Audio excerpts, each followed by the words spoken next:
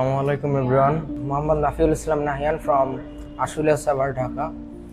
Now I am going to talk about abuse of smartphone because it is now a big problem of Bangladesh. It's not only the problem of Bangladesh but also the whole world, because the noticeable things is that good side or bad side. Similarly, mobile phone has a good side or bad side, but our essential important work and it make us careless.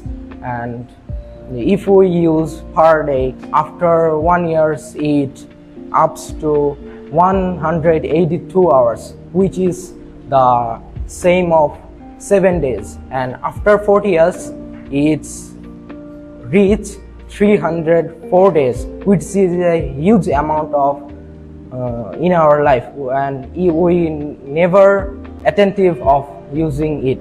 And in our country, around 92% people feel student feel bad attraction from mobile, and they cannot concentrate their study for mobile phone, and it's work as a assassin and mousetrap.